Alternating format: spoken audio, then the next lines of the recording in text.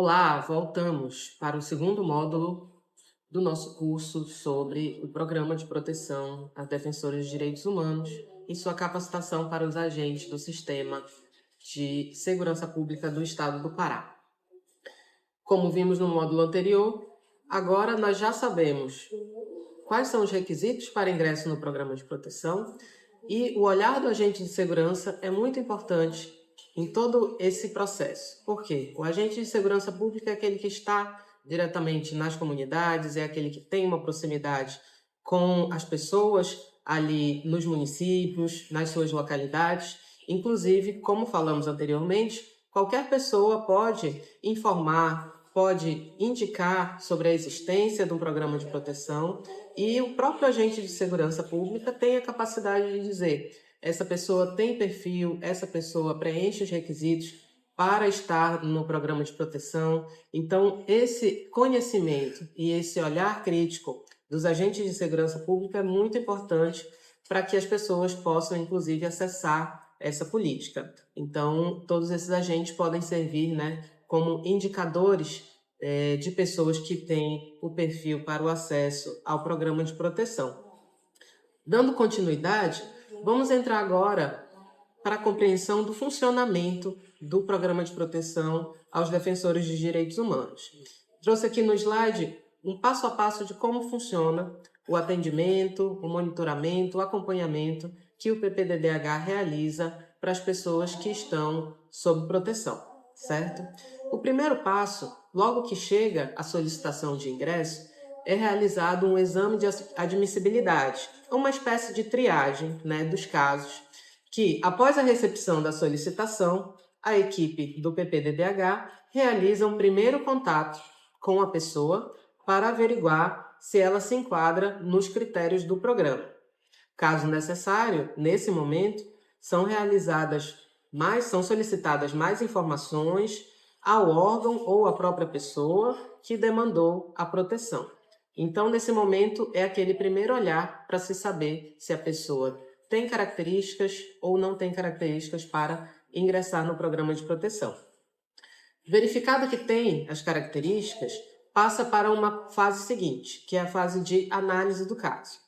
Então, a equipe do programa de proteção vai analisar as informações enviadas e fazer os contatos com a pessoa requerente por meio de ligações telefônicas, envio de mensagens ou de e-mails e também fazendo os atendimentos de forma presencial.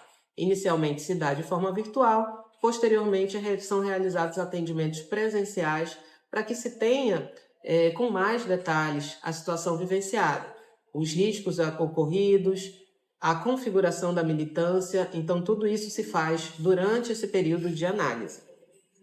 Além disso, são realizados os atendimentos multidisciplinares, isso pela equipe multidisciplinar que faz parte do programa, em que há psicólogo, assistente social, advogado, pedagogo, antropólogo. Então, a depender do caso, essa equipe se desloca para o local, faz os atendimentos necessários para se compreender com maior profundidade aquele caso específico que está sendo trabalhado.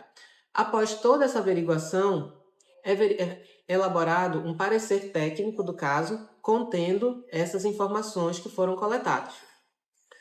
Esse parecer ele vai trazer uma recomendação de inclusão, de não inclusão ou de arquivamento do caso, e ele vai ser encaminhado para a deliberação do Conselho Estadual do PPDDH. Mais para frente nós vamos falar um pouquinho mais sobre o Conselho Estadual.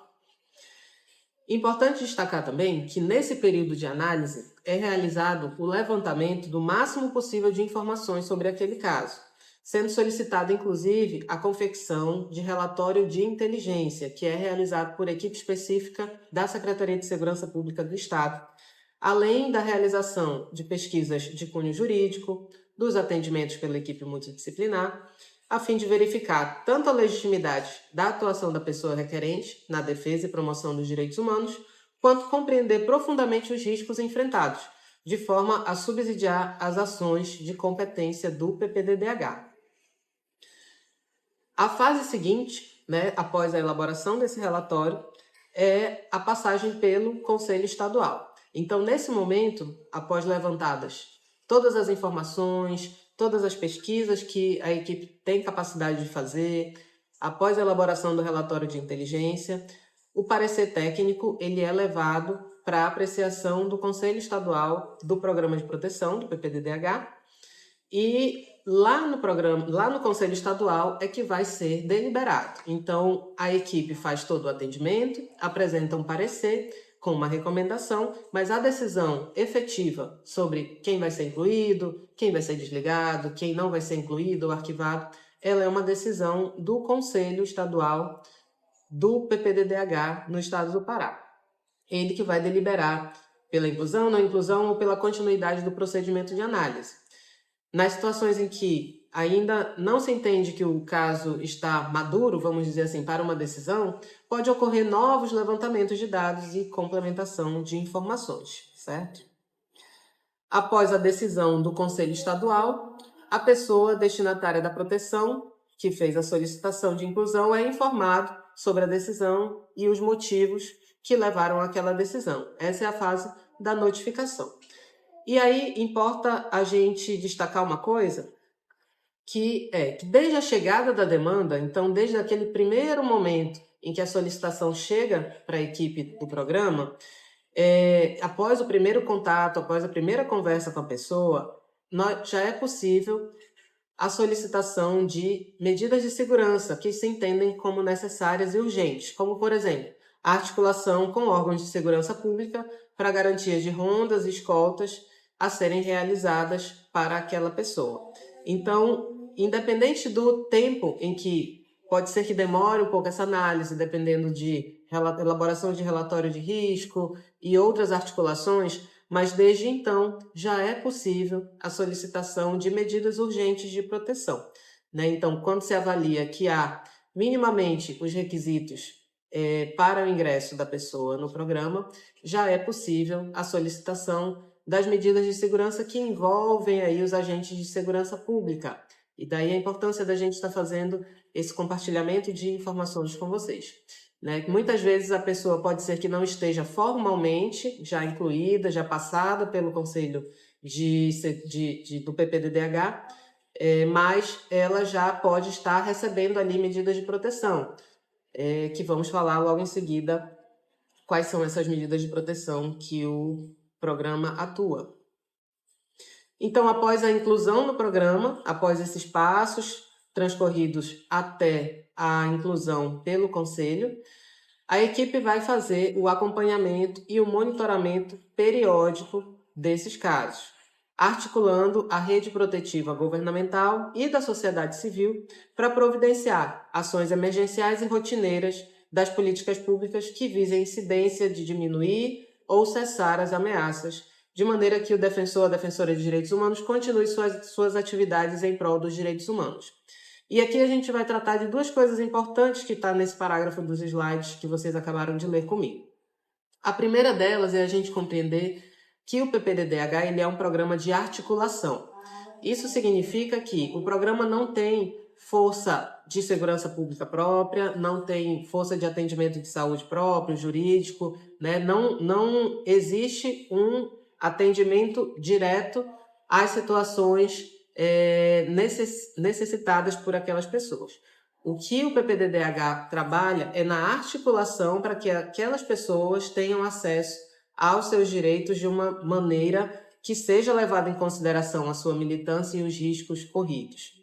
Né? Então, se articula com a Secretaria de Segurança Pública, se articula com a Secretaria de Saúde, se articula com Defensoria Pública, se for o caso. Então, os serviço social, serviço de atendimento psicológico, serviços jurídicos, tudo isso a equipe do PPDDH vai trabalhar para que seja articulado o atendimento para aquelas pessoas, que aconteça de forma segura, né, de forma célere, dentro das possibilidades das políticas públicas, certo? Então, o PPDDH é essencialmente um programa de articulação. E o outro ponto importante desse trecho que acabamos de ler o objetivo do programa é que as pessoas que estão em proteção possam continuar as suas atividades em prol dos direitos humanos. Isso é uma base que precisamos percorrer, precisamos seguir, para que a gente precisa entender que o objetivo do PPD-DH é manter aquelas pessoas nos seus territórios, manter aquelas pessoas ali na sua comunidade, porque a sua luta, em geral, se desenvolve naquele lugar, se desenvolve naquele território. E a partir do momento em que a pessoa começa a receber ameaças, começa a receber hostilidades e violências, o processo natural seria a sua retirada de lá. Só que para isso que existe o PPD-DH. Ao retirar a pessoa do local, é natural que aquela luta, que aquela militância, ela seja esvaziada. Então, o objetivo do PPD-DH é que a pessoa continue no seu local, continue na sua luta, na sua militância por direitos humanos, e aí trabalhando por esse bem coletivo, né? Então, entendendo também que muitas vezes as lutas travadas pelos defensores e defensoras de direitos humanos, comunicadores e ambientalistas, elas são para além daquela pessoa e muitas vezes para além daquela comunidade, né? Estamos tratando muitas vezes de pessoas que tratam da defesa em geral do meio ambiente, da defesa das comunidades tradicionais da Amazônia. Então, aqui no nosso estado, essas pessoas têm um papel fundamental na defesa de direitos difusos, inclusive, que podem afetar a mim e a vocês diretamente, inclusive, certo? Então, tendo esse norte de que o objetivo do PPD-DH é a manutenção da luta dessas pessoas nas suas localidades, nos seus territórios. Então, voltando aqui no slide, também é importante registrar que é muito essencial que a pessoa acompanhada mantenha o diálogo constante com a equipe técnica de referência. É essa comunicação fluida que permite que as equipes acessem informações atualizadas e qualificadas sobre os contextos de risco e consigam realizar as articulações institucionais imprescindíveis para a garantia da continuidade da atuação militante de forma segura. Então, essa é a contrapartida imediata que se pede, né, que o diálogo constante seja realizado com a equipe executora, com a equipe de referência, para que se tenha essa manutenção desse monitoramento enquanto a pessoa permanece sob a égide do Programa de Proteção de Defensores de Direitos Humanos. E agora vamos tratar de algo que interessa bastante aos agentes de segurança pública, para quem se volta essa formação. Vamos falar de uma forma bem básica, né, para que os senhores já conhecem muito bem essa rotina das medidas de segurança e da importância que essas medidas têm para o desenvolvimento do Programa de Proteção aos Defensores. Tá? Quando a pessoa ingressa no programa, é feita uma avaliação a cada um dos casos. Então, não existe um padrão totalmente para todos os casos, é sempre feita uma avaliação individualizada para cada um dos casos, porque cada pessoa vai trazer situações diferenciadas.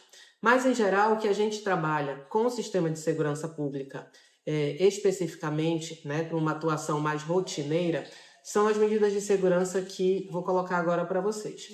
É bem frequente, é bem comum fazermos a solicitação de realização de rondas contínuas na residência ou no local de trabalho, a depender do caso, da pessoa que está sendo assistida pelo PPD-DH.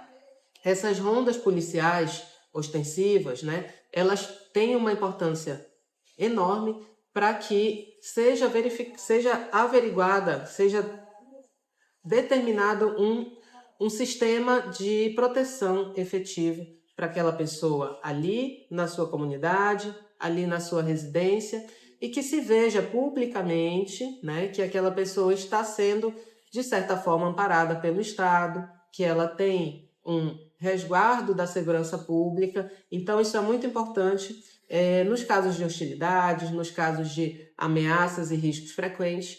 Essas rondas têm um papel fundamental para que se cessem as situações de ameaça.